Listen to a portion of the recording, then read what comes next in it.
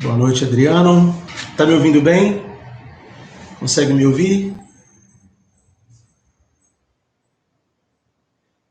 Doutor Roberto, boa noite. Pessoal que for entrando, dá um feedback para mim. Se vocês estão conseguindo me ouvir, por favor.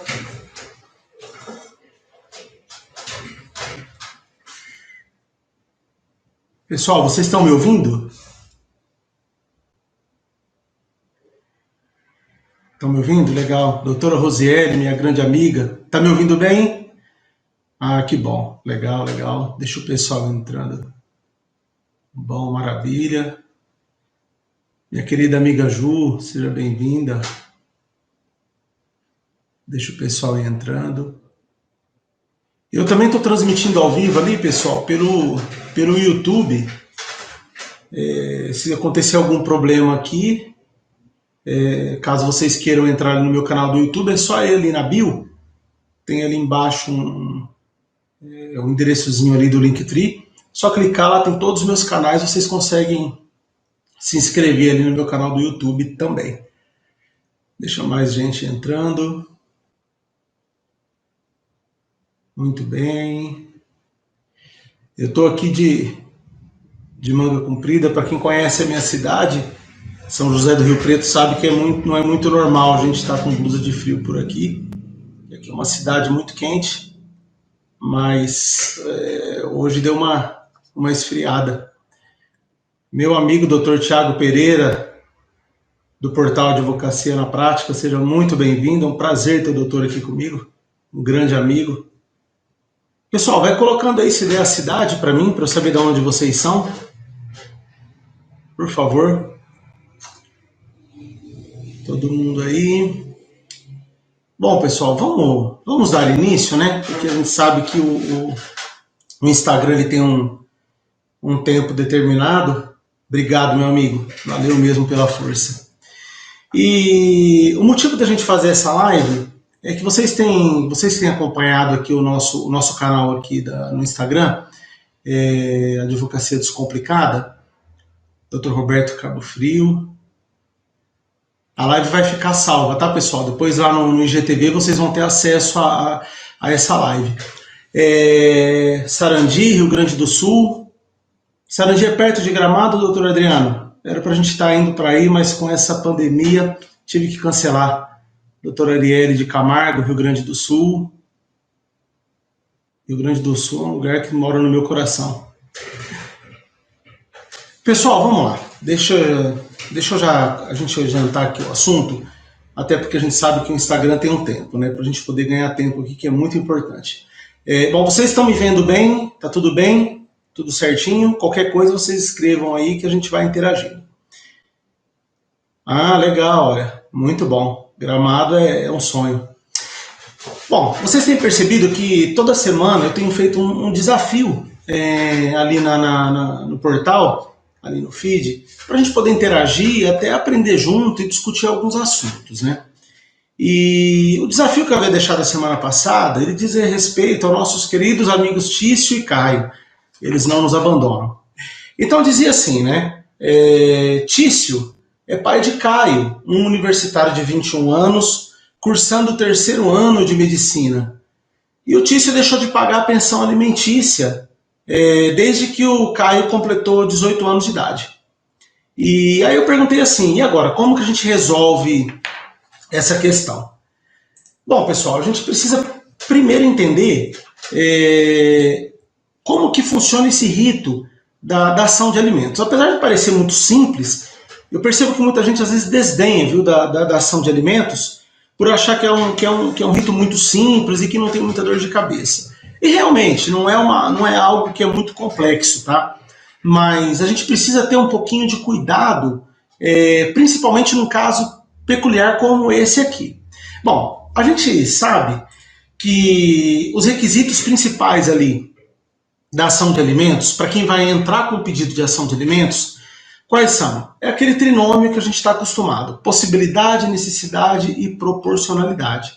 A proporcionalidade é algo que ela está sendo meio novo aí na doutrina e na jurisprudência. não é comum encontrar julgados que façam citação a essa questão da proporcionalidade. Mas olha só, possibilidade a gente sabe que a possibilidade econômico-financeira do alimentante, que é aquele que paga os alimentos, e de acordo com a necessidade do alimentando ou do alimentado, que é aquele que receberá os alimentos. Dentro de uma proporcionalidade, de uma razoabilidade, para que o juiz ele faça ali a determinação do valor a ser pago, tá bem? Então, após o juiz fazer essa análise, é determinada a pensão alimentícia. Muito embora a gente sabe que também pode haver uma determinação consensual. Então, as próprias partes, na hora do divórcio, de um reconhecimento de paternidade, enfim, seja da maneira que for, pode colocar isso a termo e leva para que o juiz faça a homologação. Tá? E normalmente acontece isso, muitas das vezes acontece isso. E lá é estipulado um valor sobre o salário do alimentante ou sobre um percentual sobre o salário mínimo. Eu não sei como é que estão sendo as decisões aí. Meu querido amigo Gustavo, seja bem-vindo. Obrigado aí pela tua participação. Então, pessoal, eu não sei como é que tem sido aí na cidade de vocês, na comarca de vocês, como que os juízes eles estão decidindo. Aqui na minha cidade, nós temos 2 varas especializadas da família, tá? Os juízes eles têm decidido com meio salário mínimo. E é muito difícil reverter. Muito difícil, tá? Eu já tive caso aqui que eu agravei, fui para o tribunal, isso a mãe conseguiu em sede de tutela antecipada, né, os alimentos. Depois, na apelação, eu também tentei mudar, mas eu não consegui reverter. E eu tinha subsídios para isso, mas o juiz não quis reverter. Bom, no caso aqui dos nossos queridos amigos Xício e Caio, o pai deixou de pagar a pensão alimentícia. Ou seja, ele está descumprindo há 3 anos o dever de pagar os alimentos. Então eu pergunto para os doutores, para as doutoras, olha só, nesse caso, o que vai acontecer? Tício ele poderia já ter deixado de pagar? Caio não pode fazer nada? Como que funciona isso na prática? Então, olha só. Bom, neste caso, em específico, nós temos que pensar o seguinte.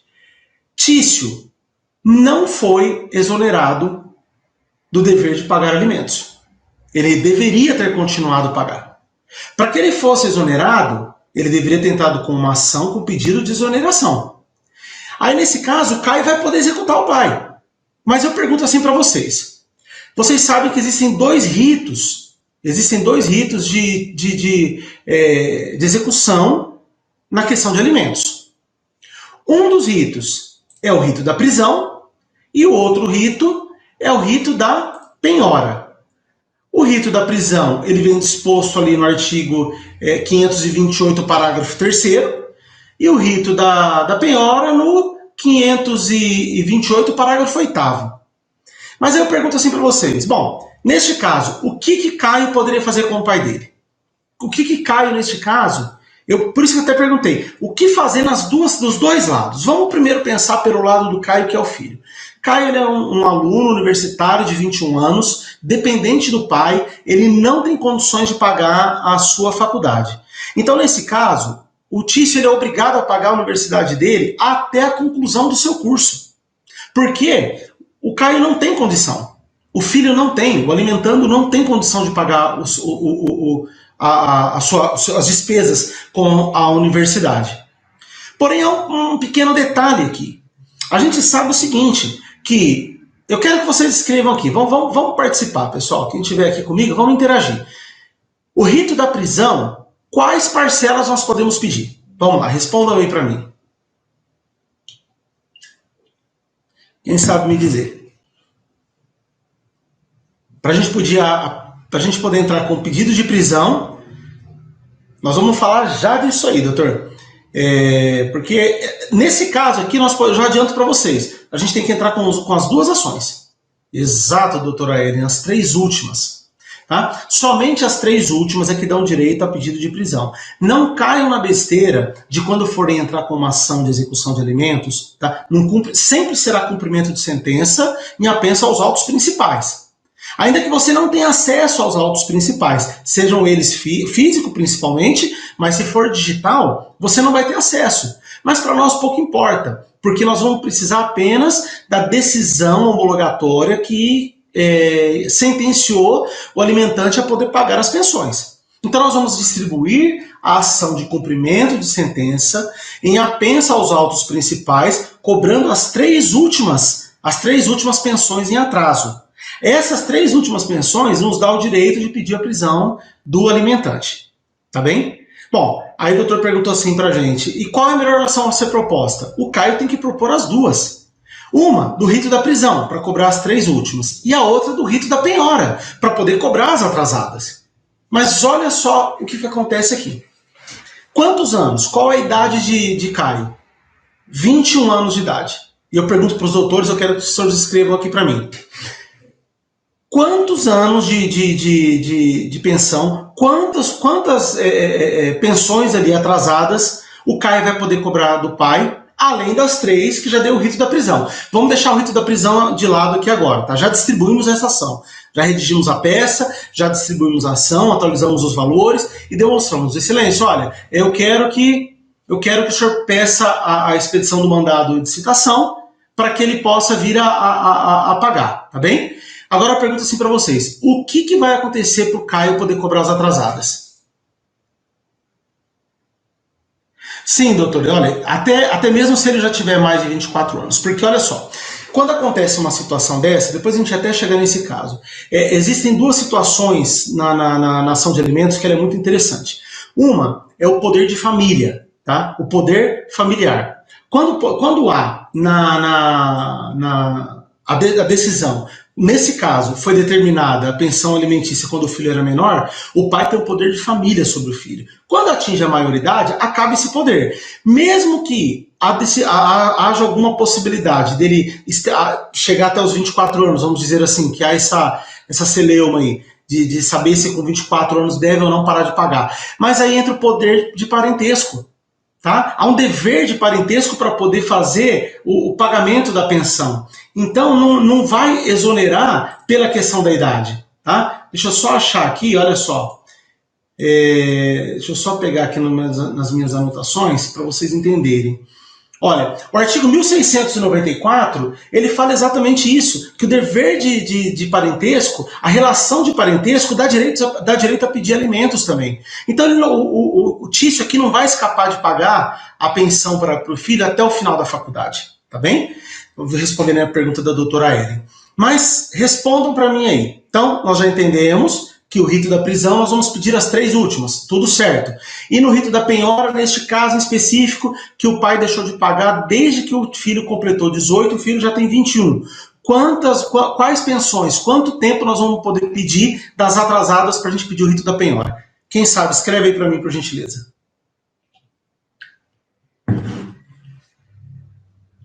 Quem sabe me dizer? Nós vamos chegar nesse... Doutor Estácis, seu nome é esse mesmo, doutor? Escreve para mim, por gentileza. Nós vamos falar desse assunto também, tá bem? Nós vamos chegar nessa questão aí da prisão, tá? Alguém sabe me dizer? Vou repetir a pergunta. Caio já tem 21 anos de idade e desde quando ele completou 18 anos, o seu pai deixou de pagar a pensão, tá? Para a gente entrar com o pedido do rito da penhora, quanto tempo, quantas pensões, qual o prazo que ele vai poder pedir, qual é o prazo que tem para poder pedir a execução no rito da penhora? Desde que deixou de pagar 3 até antes das 3 últimas. Seja mais específico, doutora Ellen, só para eu entender. A senhora está querendo dizer assim, então o pai tem que pagar, além das 3 últimas, que nós já estamos cobrando, a ação já foi distribuída, lembra? Já foi expedido o mandado de citação, a ação já está em andamento. Agora nós estamos pelo rito da penhora, tá bem? Quantas são? As 3 últimas a gente já está cobrando, e todas as demais? Seria essa a sua resposta, doutora Ellen?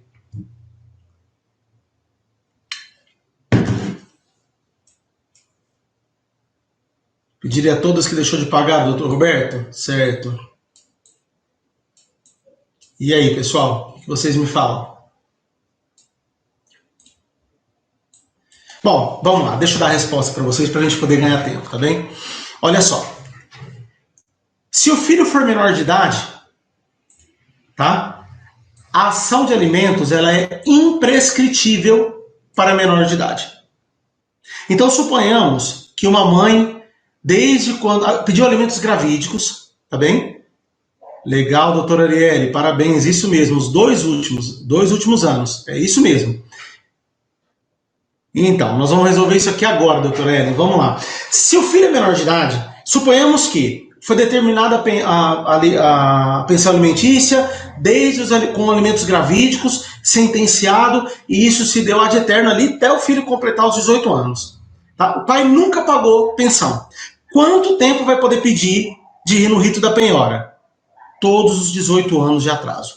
Por quê? O artigo 198, inciso 1º do CPC, do Código Civil, perdão, ele diz o seguinte: não corre prescrição contra os incapazes do artigo 3º, ou seja, os absolutamente incapazes, que são aqueles menores de 16 anos. Não corre prescrição.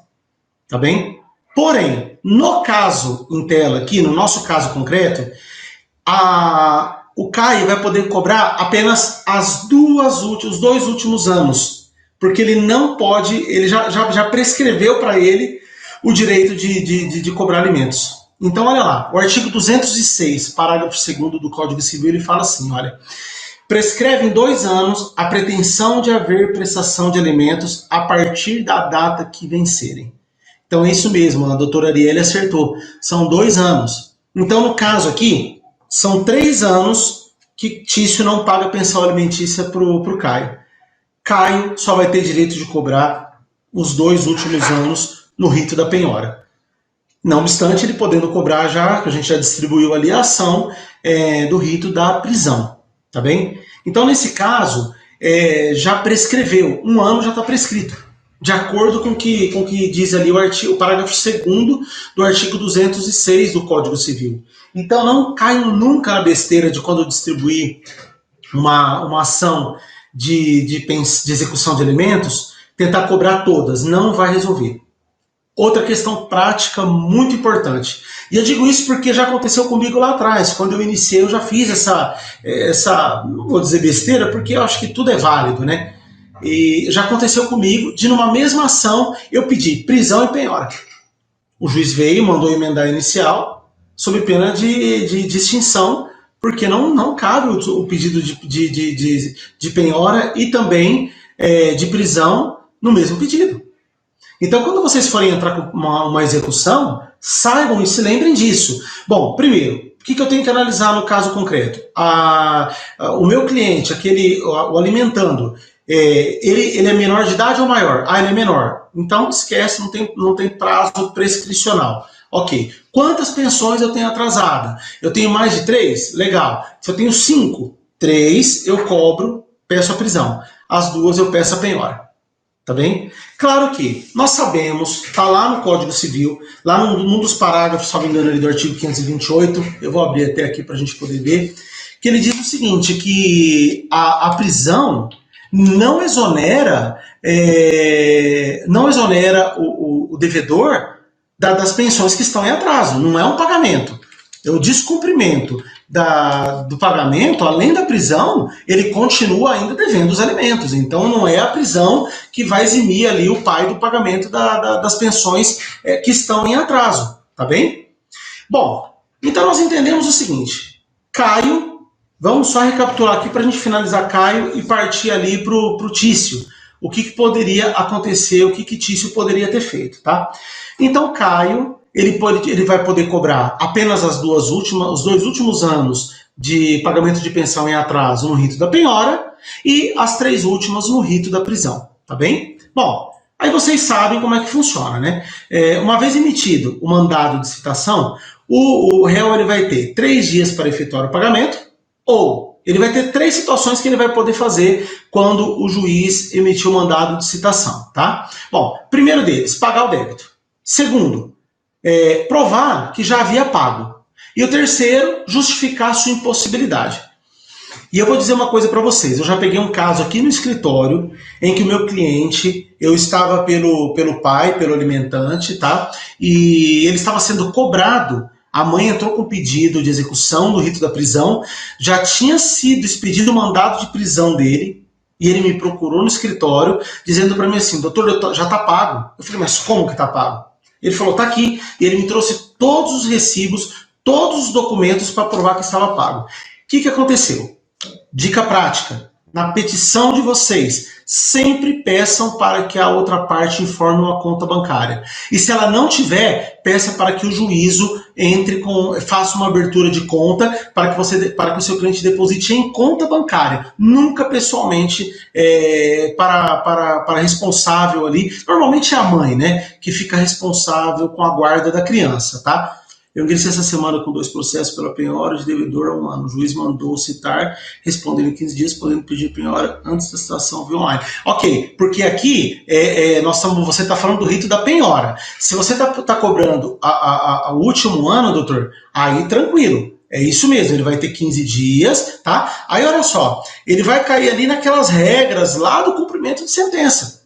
Não vai ser muito diferente, tá? Então você vai poder cobrar de acordo ali com o que reza o artigo 523, pedir todos aqueles procedimentos que constam ali também. Nada impede. Inclusive o juiz vai poder mandar protestar o pronunciamento.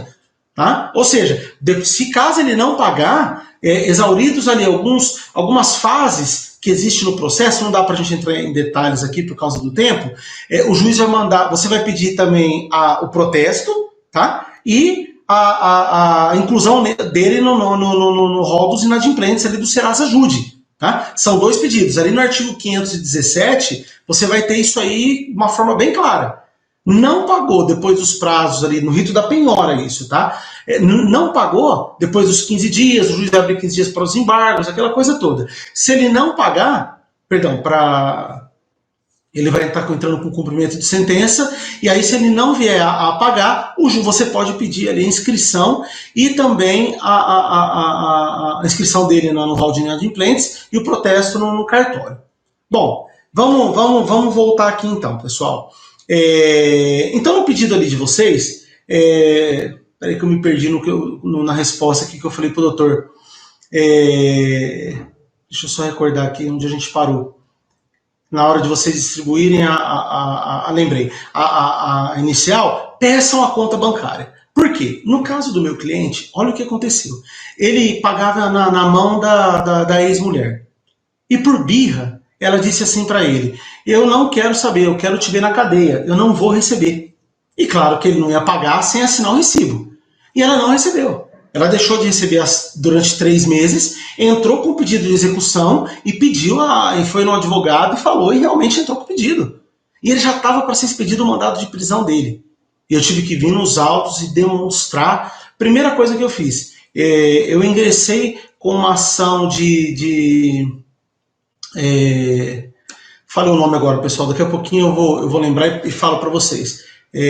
Para poder depositar antes ali os valores, demonstrei para o juiz o número do processo e disse, excelência, o valor já está depositado. Tá? Então, ele já pagou. Comprovei que todas as prestações estavam pagas, ele não devia nada, e o juiz ele mandou encerrar o assunto, encerrou o processo, o meu cliente não foi preso, mas foi por muito pouco. Cuidado com isso, tá?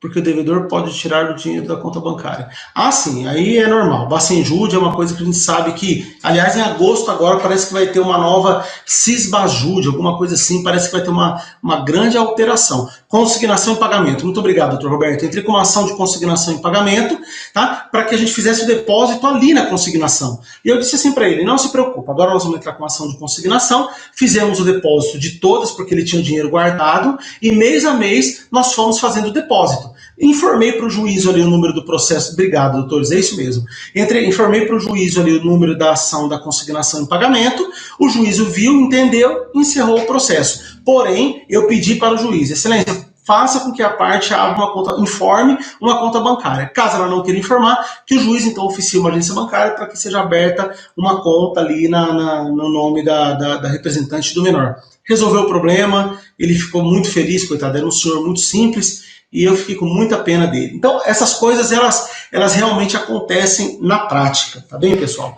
Então, vamos lá. Que mais que pode acontecer? Para que a parte venha a não ser presa ali no rito do parágrafo 3º, tá? Então, ela pode justificar a impossibilidade. Como que ela faz essa justificativa? Olha só, o parágrafo 2º, ele dá a resposta para a gente. Somente a comprovação de fato que gere impossibilidade absoluta de pagar justificará o inadimplemento. Ou seja, se o seu cliente, se você na sua inicial, na defesa do Tício, vier dizer assim, excelência, meu cliente não tem mais dinheiro para pagar porque mudou a situação dele. Prova. E a prova tem que ser substancial, ela tem que ser muito clara, viu? Não é qualquer coisa que o juiz acata, não é qualquer situação, até porque o Ministério Público ele também vai intervir, ele vai ter que se manifestar, e não é qualquer coisa que faz com que o juiz ele aceite um pedido ali de não pagamento, e nem mesmo entrar com habeas corpus. Existem inúmeras situações em que, não havendo pagamento e saindo da prisão, o pai vai preso e o advogado entra com habeas corpus. Não vai resolver. Não vai resolver. Ou paga, ou então você tem que ter uma justificativa muito clara do motivo que deixou de pagar, tá? Isso é de praxe, doutora Hélio. O pai que casa novamente querendo usar desculpa para parar de pagar. Essa é a praxe. Isso não existe, tá? A questão de falar que ele deixou de pagar porque agora tem novos filhos. Eu já vi cada decisão, cada situação que é complicada. O juiz ele não perdoa, o Ministério Público não perdoa nesses casos. O juiz ele pensa o seguinte, fez filho? Paga. Mas ele fez mais filhos. O Jorge Naves, meu irmão, seja bem-vindo, obrigado pela presença. Se vier com essa questão, dizendo assim, eu não vou pagar porque eu casei novamente. Aí não tem jeito. Viagens, restaurantes caros, gastos com cachorro de raça, tudo isso aí, pessoal, olha, isso não é desculpa. Se o padrão de vida dele aumentou para cuidar de um cachorro de raça, para viajar e para poder gastar dinheiro com restaurante caro, isso aí o juiz vai te dar uma canetada que ele não vai ter dó, porque filho é primordial. Tá? O princípio da melhor garantia ali do menor, da criança, do adolescente, ele é primazia ali da Constituição, sabe? Do Código Civil. Nosso Código Civil é um código constitucional. Os princípios constitucionais, eles embasam ali as decisões dos juízes, principalmente no que concerne ali o direito de família. Então essa desculpa não cola, pessoal. Tem que ser alguma coisa muito clara, muito forte. O que por exemplo, professor, o alimentante ficou doente. Tá? Eu tive um caso que eu conversei com o promotor uma vez, que ele disse assim para mim que teve uma questão que a mãe entrou pedindo a prisão, é muito triste esse caso aqui, e o juiz ele acatou o pedido, mandou citar, e quando veio para poder decidir, o Ministério Público teve que se manifestar, o advogado do alimentante juntou as provas, e o pai estava com câncer terminal, e a mãe cobrando alimentos. Olha só a situação. O próprio Ministério Público lhe disse para que exonerasse. O pedido na verdade foi um pedido de redução de pensão alimentícia. O pai entrou com o pedido de redução, a mãe não aceitou, aí o próprio Ministério Público interviu e falou, não, isso não é pedido nem de redução, é de exoneração. E por fim, passado algum tempo, esse pai veio a falecer. Então vocês veem como é que é. Cada caso é um caso, enfim. O que vale, pessoal, é analisar o caso concreto. Analisem não com aquele sentimento enraigado de sentimentos pelo cliente. Não. Nós temos que, nas nossas peças, no nosso trabalho, a gente tem que ser técnico. Nós não podemos ser sentimentais. Advogado que carrega muito sentimento numa peça, num processo, num caso, acaba muitas das vezes se perdendo na situação, porque ele passa a tomar as dores do seu cliente. E essa não é a nossa função. Nossa função é ser técnico. Claro que muitas das vezes a gente poder fazer ali os fatos de uma maneira que quando a gente torcer a petição, ela saia lágrimas e choro, é importantíssimo. A gente tem que demonstrar e convencer, não é o seu cliente. Você não tem que convencer o outro advogado, você não tem que convencer a outra parte, você tem que convencer o juiz. Uma vez que você convence ele, a decisão sendo favorável a você é o que importa.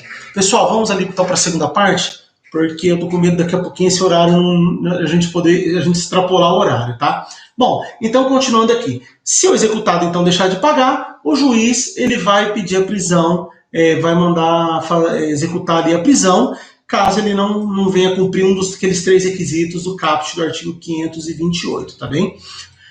Aí o doutor disse assim, mas em São Paulo não está sendo preso. Não, doutor, o Brasil inteiro. Agora, existe a lei que a conhecida lei da pandemia, a lei 14.010 de 2020, tá? Essa lei, ela foi promulgada agora no dia 10 de junho de 2020. Inclusive, tem ali no meu feed e lá no meu canal do YouTube, no canal do YouTube tem um vídeo que eu explico detalhadamente esses detalhes aqui relacionados ao direito de família e de sucessões que essa lei trouxe de alteração. Então, o que está acontecendo? Durante o período da pandemia, ou seja, até o dia 30 de outubro de 2020, podendo ser prorrogado esse prazo, nenhum pedido de prisão alimentícia será cumprido cautelarmente, ou seja, ninguém vai preso, vai ser cumprido em casa, exclusivamente em casa, tá? Há decisões que eu já estou ouvindo falar, que há algumas decisões aí, claro que isso ainda está controvertido, dizendo o seguinte, legal, ele vai cumprir em casa, porém, pelas medidas coercitivas, que o juiz ele pode usar, que a gente tem usado, salvo engano, ali do artigo 139 do Código de Processo Civil, você vai poder pedir para que então corte a internet e as TV a cabo a TV a cabo ali do executado. Por quê? Se ele está em casa, ele não tem que ter regalia. É a única coisa que ele não vai para uma cadeia, ele vai ter que cumprir a prisão domiciliar. Então, em casa, ele não tem que ter mordomia nenhuma. Coloca na tua peça, não custa. Excelência, olha, de acordo com o artigo 15 da Lei 14.010, que é a lei da pandemia, sabendo que não haverá a prisão efetiva, o recolhimento ele no ambiente prisional, então que ele seja, no cumprimento da prisão domiciliar, que seja, então, expedido ofício para a operadora de telefonia, para que seja suspenso sua internet e também o seu canal de televisão durante o seu período ali de cumprimento da prisão domiciliar. Entendeu? Eu concordo, doutora Gabi, é verdade, viu? Nesse momento nós estamos todos presos em casa, né? É muito bom, isso aí, infelizmente. Mas vai passar, gente. Vamos pensar positivo que isso tudo logo vai passar. Se ele tem como pagar a internet e TV, não tem como para os autores ver. Mas acontece. Quem não tem internet em casa hoje em dia? Quem não tem internet no celular? Claro que isso aqui que eu estou falando para vocês, pessoal, é o extremo do extremo, mas não custa fazer esse pedido. Infelizmente, doutor Carlos, todos vão ter que pagar por ele. Por isso que eu disse, vai ser difícil isso acatar. Eu estou vendo, como eu disse, eu vi algumas decisões, mas é muito difícil acatar. Vamos pensar no que o doutor Carlos disse. Imagina que esse executado tenha filhos menores ali em casa que estão tendo aulas online. Como é que vai fazer? Vai cortar a internet? Vai ser difícil, né? Mas, até para deixar ele um pouco mais bravo ali, faz o pedido, não custa, tá? Exceto se não puder sair sequer para trabalhar. Pois é. Bom, não, tornozeleira ainda não há decisão quanto a isso, tá? Nesses casos, não há decisão. Pode ser que venha acontecer, mas talvez a lei tenha sido até falha nesse sentido, a lei 14.010. Poderia ter colocado isso. Ele vai ficar em casa, cumprindo sob regime da modalidade domiciliar, com o uso de tornozeleira eletrônica. Eu acho que seria, nesse caso, fantástico, tá? Exatamente, doutor Ellen. Dá canseira para o advogado, deixa ele pensar o que vai fazer. Bom, lembrando que o parágrafo 7º do artigo 128, ele diz aquilo que eu já disse para vocês. O débito alimentar que autoriza o pedido de prisão é apenas das 3 últimas, tá bem? Apenas das 3 últimas. Vamos lá, pessoal. Deixa eu continuar aqui, só pegar aqui o outro assunto que eu quero tratar com vocês. Bom, o rito da penhora. O rito da penhora, uma vez que a gente já resolveu ali a questão da prisão, suponhamos que ele foi preso, né? E depois ali ele já saiu da prisão, não pagou. Automaticamente você tem que pedir a conversão do rito de penhora para o rito do parágrafo 8º do artigo 528, que ele vai automaticamente, essas 3 últimas, ele cumpriu a prisão, não pagou nenhuma, se transforma em rito de penhora. Doutor, mas eu já tenho uma ação em andamento de penhora também. Vão juntar as duas? Não. Vão ser 2 ações de cumprimento de sentença, tá? Que vai ser tratada apenas com impugnação e cumprimento de sentença. Tá? A única coisa que ele vai ter que fazer ali agora, você vai ter que correr atrás de bens. E a gente sabe que há caminhos e a dificuldade que existe na prática. Mas não é impossível também. Isso é um assunto para uma outra aula. Tá? E a penhora, conforme está ali no artigo 831 do CPC, ela poderá e deverá recair sobre tantos bens quantos bastem para o pagamento do valor principal atualizado de juras, custas, correção e honorários advocatícios, tá? Não estão sujeitos à execução os bens que a lei considere penhoráveis ou inalienáveis. Aí é questão de vocês darem uma olhada ali, depois abrirem ali o CPC do artigo 831, 832, ali para baixo, ele vai dizer o que é penhorável e o que não é penhorável, tá? Outra questão interessante que vocês podem fazer é pedir a penhora, perdão, o desconto e o abatimento em folha de pagamento. Isso aí é muito comum na prática, tá? Entra ali com o pedido, sabendo que ele é funcionário, ou que ele é diretor ou gerente de alguma empresa, funcionário público, militar, peça para que o juiz faça o desconto em folha. Não percam tempo. E detalhe, e uma coisa muito importante, essa decisão pode, inclusive, recair sobre o pedido da penhora. Olha lá, você pode pedir, além do pedido do pagamento das parcelas vincendas, você também pode pedir a penhora do salário sobre as parcelas em atraso da penhora que você também já entrou. Então fica bem atento com relação à questão ali do vínculo empregatício da parte, sendo ele funcionário público, militar, diretor ou gerente de empresa, ou empregado sujeito à legislação do trabalho, tá? O juiz ele vai oficiar a autoridade ou a empresa e ao empregador. Inclusive, pode haver o pedido de penhora sobre o benefício previdenciário. É totalmente possível. O juiz vai expedir um ofício ao INSS, informando o número ali do processo e como vai ser feito o desconto em folha, e vai ser debitado e vai ser já transferido para a conta bancária indicada. Nação de alimentos provisórios. Olha, tudo vai depender do que o juiz vai decidir. Tudo vai depender do que a lei diz. Se ele não pagar, vai ser cabível também o pedido de honorários. Normalmente 10%, tá? Mas o que acontece na prática, eu acho que vocês... eu estou vendo que aqui a gente tem bastante advogado, vocês sabem bem disso. Normalmente a outra parte tem justiça gratuita. Então a gente pede, leva, mas acaba não tendo direito porque tem justiça gratuita. Mas é possível sim, não custa pedir, que condene também em honorários caso ele não venha pagar. Aliás, isso inclusive está na lei, tá? Isso aí não é uma questão aí de poder ou não, está na lei. Então eu acho importante sim fazer o pedido. E também o pedido de desconto em folha, tá? Para que e outro detalhe, se a empresa se negar a fornecer documentos ou fornecer informações, ela pode responder o crime de desobediência. Tá? O seu diretor, o seu proprietário pode responder sob pena do crime de desobediência. Depois vocês deem uma olhadinha lá no artigo 529 do CPC, que ali ele explica bem essa questão. Bom, pessoal, vamos adiantar aqui, porque o horário está correndo. A prescrição nós já tratamos, né? 2 anos, ele pode pedir 2 anos se for maior de idade, e é imprescritível para todos os que forem absolutamente incapazes, tá bem? Vamos lá. Deixa eu pegar aqui agora. Agora eu quero falar com vocês a questão do tício. O que o pai poderia fazer? Bom, nós já vimos aqui a questão aqui do Caio. Ele vai entrar com pedido de prisão, pedindo as 3 últimas, e a penhora dos 2 últimos anos, porque ele já é maior de idade. Tício deixou de pagar. O que vai acontecer com o Tício? O que ele poderia ter feito? O Tício, se ele tivesse procurado uma das doutoras, um dos doutores aqui do grupo, eu tenho certeza que ele não precisaria estar passando por tudo isso que ele está passando.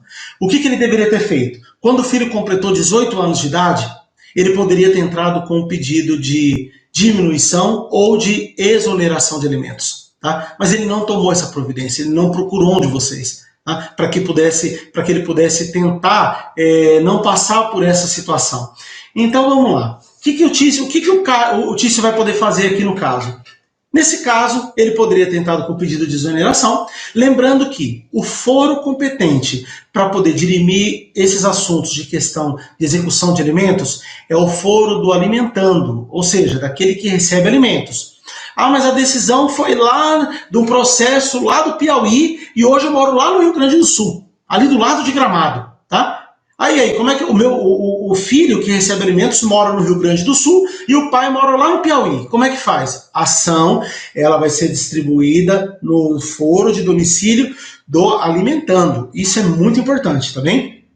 Fiquem bem atentos com essa questão também, tá? Bom, na questão da exoneração, os dispositivos legais que tratam da exoneração são o artigo 1629 do CPC, que ele diz assim: se fixados alimentos sobrevier mudança na situação financeira de quem os supre ou na de quem os recebe, poderá o interessado reclamar ao juiz conforme as circunstâncias de exoneração, redução ou majoração do encargo. Eu não vou conseguir entrar de forma pormenorizada em cada um desses requisitos. O horário, o tempo nosso aqui, infelizmente, ele é muito curto, tá? Mas vamos pegar o nosso caso. Ele poderia ter feito o quê? Se ele comprovasse, poderia ter pedido a redução ou a exoneração. Mas já adianto, seria muito difícil ele conseguir, tá? Em que casos ele conseguiria? Ele poderia conseguir se de repente ele provasse que naquele intermédio do filho ter completado 18 anos, o filho estivesse trabalhando. Se o filho estivesse efetivamente trabalhando, não como menor aprendiz sim, até os 24 anos. Tá? Salvo engano, dos 16 aos 24, o trabalhador pode ser ainda contratado ali como menor aprendiz. Tá? E se for deficiente, a lei que trata do deficiente, salvo engano, ele estende por mais tempo, eu não me lembro o tempo exato. Mas vamos pensar no caso concreto, se Caio não tivesse ainda entrado na faculdade, ele estivesse ali trabalhando. E o Tício conseguisse comprovar. Neste caso, o Tício conseguiria a exoneração. Então ele poderia ter procurado um de vocês, conseguiria ali a exoneração e não precisaria estar passando por essa situação que ele está passando. Tá? Mas e se ele quiser também pedir uma redução? Doutores, na prática, um pedido de redução de pensão alimentícia tem que estar muito bem provado e fundamentado. Não adianta qualquer tipo de pedido. Até a gente brincou aqui agora. Ele casou novamente, né? Tem cachorro, gato, periquito, papagaio. Esquece. O juiz não vai deferir. Não vai deferir. Tá? Eu participei uma certa vez de uma audiência e o caso, no caso dos autos, era um pedido. O pai ele estava pedindo a exoneração mesmo de alimentos. O que aconteceu? Ele tinha ali uma vida bem tranquila, ele era engenheiro, se não me engano, engenheiro agrônomo, e ele tinha um emprego muito bom, ganhava muito bem, e inclusive a pensão ela era sobre o seu salário. E aconteceu que ele, se não me engano, ele perdeu o emprego. E ficou comprovado mesmo. E olha o que aconteceu. Na audiência, por isso que até em audiência vocês têm que estar muito ligados para poder não deixar passar nada. Foi tratado o seguinte: entraram num acordo que durante um certo período, o pai propôs isso, durante um certo período o valor seria reduzido. Mas muito, a redução era muito grande. Imagina o seguinte, se ele ganhasse lá, eu acho que era isso, 15 ou 20 mil reais por mês, e, salvo engano, era 20 ou 30% do seu salário. Então, suponhamos que ele pagasse 4 mil, para quem ganha 20, tranquilo, para poder manter um filho, eu acho que está excelente. Vocês concordam comigo? E aí, ele estava ali naquela situação e reduziu para ser algo com base no salário mínimo até que ele voltasse à sua situação. Mas quando o processo andou ali no meio da audiência, a cliente aceitou, eu estava ajudando ali uma colega, né, que ela estava meio com medo, ela me pediu para estar junto dela, o caso na verdade era dela, e aí o que aconteceu? O juiz já estava homologando o acordo para poder fazer a redução. E aí eu falei, não, peraí, redução não. A gente vai fazer uma suspensão temporária do valor. Isso é permitido. Excelência, deixa constando nos autos, nos termos ali da homologação deste acordo, que durante qual período, doutor? Qual período aí, doutora, que o seu cliente vai precisar? Doutor, ele vai precisar de 6 meses. Ok. Excelência, então que conste na ata de audiência que no período de 6 meses haverá uma suspensão do valor da pensão, porém, quando chegar nos 6 meses, vai ter que fazer uma nova reavaliação. Eles pularam do outro lado. Não, doutor, não precisa disso. Qualquer coisa entra com um novo pedido. Falei, aí entra com um novo pedido para poder depois, lá na frente, ter que provar e ele esconder? Não. Então faça a suspensão e não a redução. A escrevente já estava ali redigindo a ata. Por um momento, por um segundo, que a nossa cliente ali não ia sair num prejuízo enorme. E a gente conseguiu reverter. Ficaram muito bravos comigo, a outra parte ficou muito brava. Se a outra parte ficar brava com vocês, parabéns. Vocês atingiram a meta, que é garantir ali o direito dos seus clientes. Pessoal, vocês estão gostando aí da live? Deixa eu pedir uma gentileza. Tira um print aí da tela, por gentileza. Quando terminar, marca a gente ali, marca ali nos stories, tá bem? Tira um print aí agora. Olha aí, ó. Deixa eu tentar ficar melhorzinho um pouquinho. Ó. Legal. Depois vocês tiram esse print aí, posta lá nos stories e marca ali a Descomplicada. E depois eu vou compartilhar aqui no meu também. É uma alegria muito grande poder estar aqui com vocês, tá bem? Bom, vamos adiantando aqui, pessoal. Então, olha lá. O CPC, no artigo 505, ele também nos dá uma outra saída para poder pedir uma redução de alimentos. E como é isso? Ele fala assim, olha, nenhum juiz decidirá novamente as questões já decididas relativas à mesma lide, salvo se, tratando-se de relação jurídica, de trato continuado, se sobreveio modificação no estado de fato ou de direito, caso em que poderá a parte pedir a revisão do que foi estatuído na sentença. Olha só que interessante isso. Muito obrigado, gente. Muito obrigado mesmo, de coração, viu? Olha só que interessante. Então, o CPC, anota isso. O artigo 505 do CPC, além do artigo 1699, o artigo 505 do CPC também diz isso. Há, inclusive, questões aí, discussões, se há o trânsito em julgado ou não da sentença que determina alimentos. Há uma grande maioria dizendo que não, que a sentença que determina alimentos, ela não transita em julgado, porque vocês podem pedir, porque ela é uma ação de trato continuado, vocês concordam? Ela se protrai no tempo, ela continua correndo enquanto o devedor tiver que pagar os alimentos ali para o seu filho, tá bem?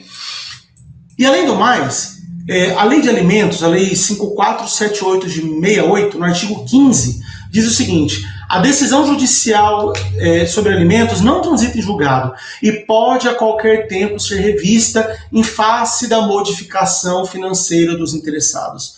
Havendo a modificação financeira de uma das partes, é totalmente possível, sim, o pedido de redução ou majoração ou então de exoneração de alimentos, tá? Bom, exoneração de filhos menores. É presumida a questão ali da percepção de alimentos por portador de doença mental incapacitante. Isso aqui é uma decisão do STJ. Exatamente, doutora Gabi, uma ação de obrigação continuada, de trato continuado. Ela se protrai no tempo, ela vai continuar enquanto não houver uma nova decisão extinguindo o dever de pagar alimentos. E se o filho tiver com 30 anos e o pai não entrou com pedido de exoneração, professor? Vai ter que pagar. Vai ter que pagar alimentos. Mas e aí? Os 2 últimos anos, claro, tá? Mas e os 3? Vai preso. Se o pai tiver 70 e o filho 35, e o pai, coitado, ele deixou de entrar com o pedido de exoneração e acabou passando, infelizmente, A única pessoa, a única maneira de exonerar um devedor de alimentos é através de decisão judicial. Não adianta acordo. Eu já tive caso aqui no escritório que o meu cliente, ele era o pai, ele era o devedor de alimentos e ele compôs uma relação ali de contrato com a outra parte. Eu falei para ele assim, eu não sou responsável por isso. Eu fiz ele assinar um documento dizendo que aquilo ali era temerário e que ele poderia ser preso, porque eles tratando de uma redução verbal, sabe, consensual, mas não homologada. A mãe não quis homologar no processo. Ela não quis, por quê? Para prejudicar ele no futuro. Cuidado com isso. Toda e qualquer redução, majoração ou exoneração de alimentos somente em juízo, somente. Não há acordo nisso aqui. Pode haver um acordo anterior, vocês vão colocar isso nos autos, vai colocar isso a termo, lavrar isso, colocar isso nos autos e o juiz vai homologar. A homologação judicial é quem põe fim a uma pendenga na relação de alimentos, tá bem? Bom, vamos lá, vamos continuar aqui. Eu queria entrar numa questão aqui de poder de família, mas eu não vou conseguir, pessoal. Infelizmente, o horário já foi.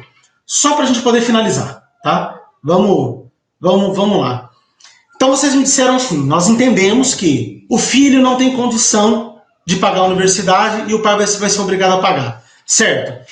Mas e se esse filho é um gênio superdotado, tá? E vamos supor que ele entrou num curso que são 3 anos. Ele entrou com 17, 18 anos de idade, com 20 anos ele já estava formado, tá? Recebendo ainda, o pai ainda pagando a pensão, e ele ainda não trabalha e resolve fazer uma pós-graduação. Como é que resolve nesse caso? Como é que isso pode acontecer? Vocês acham que cabe exoneração ou não? O filho continua estudando. O que vocês me dizem? Muito obrigado, doutora. Fico muito contente desse feedback de vocês, viu? Pessoal, não vai dar nem para esperar a resposta que o horário está indo. A jurisprudência do STJ dizendo o seguinte: só é devido, o pai só deve alimentos enquanto o filho estiver na graduação. Ponto. Pós-graduação, mestrado, doutorado, livre docência? Não. Por quê? Há um entendimento de que, a partir do momento que o filho está formado, ele já tem uma profissão. E a partir daí, não cabe. Não cabe. O pai vai poder pedir exoneração e vai ser deferida. Porque o filho já é maior de idade e ele já é formado. A partir daí, ele tem como se manter o seu próprio sustento através do seu ofício, do seu trabalho. O juiz ele vai acatar. Outra questão. Vamos supor que o filho completou 18 anos e está fazendo um curso técnico. Muito obrigado, doutor. Obrigado de coração pelo feedback. Curso técnico, pode ou não pedir exoneração? Sim ou não? Rapidinho aí, pessoal, participa comigo. O filho completou 18 anos, ele não entrou numa universidade, ele não tem propensão a fazer uma faculdade, ele quer fazer um curso técnico. O pai pode pedir exoneração? Sim ou não? Respondam aí para mim. O que vocês acham?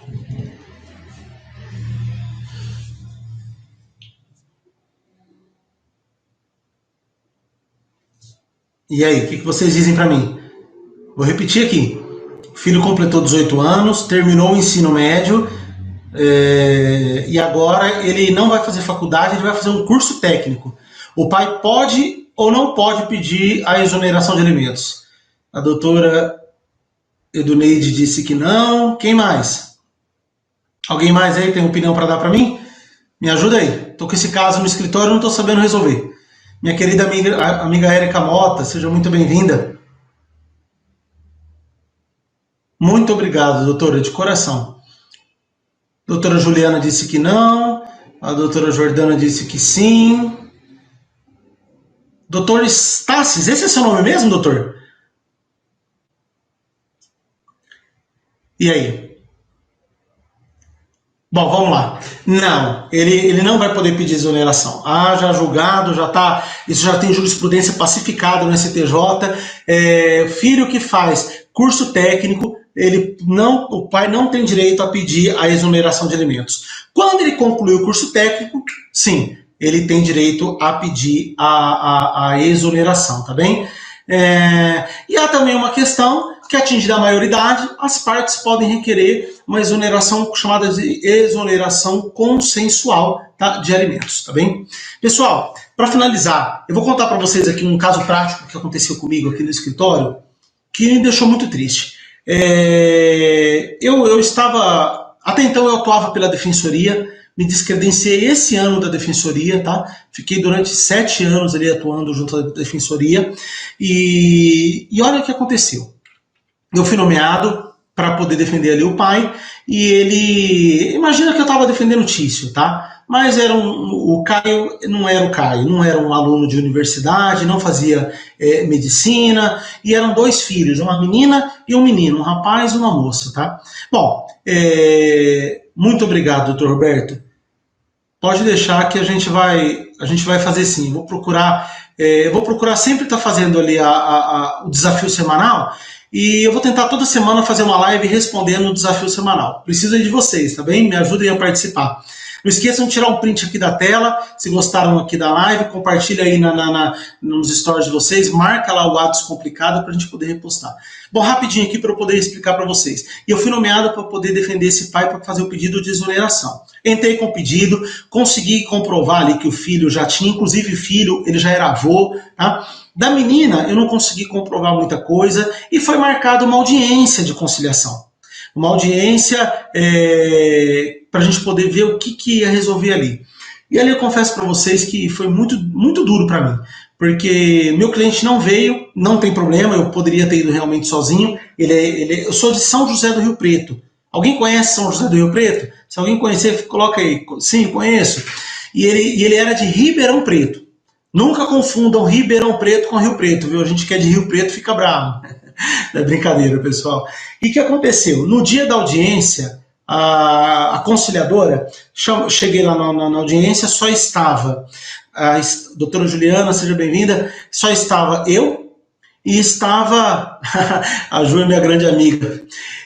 Estávamos eu, como advogado do meu cliente, e a filha sozinha, sem irmão e sem advogado, e ali os conciliadores. Olha, eu vou falar para vocês. Quando começou ali a audiência, eu tomei a frente, porque a conciliadora, daquele jeito que vocês conhecem, né, explicando como é que funciona, perguntou para a filha o que ela gostaria. Ela falou assim, de um jeito bem seca. Ela falou, o que eu quero desse homem? Ele nunca foi pai? Ele nunca deu amor pra gente? Acha que é dinheiro? Dinheiro é o de menos. Ele nunca deu nada, para que a gente quer o dinheiro dele? E aquilo me cortou muito o coração, porque eu me coloquei na condição dela. E eu comecei a conversar com ela e contei um pouco da minha história. Um dia eu vou contar para vocês também, não vem ao caso agora, porque o horário já foi embora. E aí, quando eu terminei de falar algumas coisas para aquela menina, a hora que eu olhei a conciliadora, ela estava chorando, em prantos. Ela disse assim para mim, falou, doutor, a tua história de vida dá um livro. Se o senhor falar que quiser palestrar, o senhor vai motivar muita gente com a sua história. Porque o que aconteceu aqui hoje foi algo inédito. Eu precisava conduzir a audiência, o senhor conduziu de uma forma tão maravilhosa que eu não consigo nem falar mais nada. Para mim essa audiência já acabou, eu quero agradecer ao senhor, e foi muito bonito o que aconteceu. E a menina tá lá, tadinha, eu consegui, com tristeza, eu consegui ter êxito na causa, com muita tristeza. Porque não tem coisa pior do que um pai manter a distância de um filho. Muito mais do que o dinheiro, muito mais do que a vida material, tal sentimento, tal amor.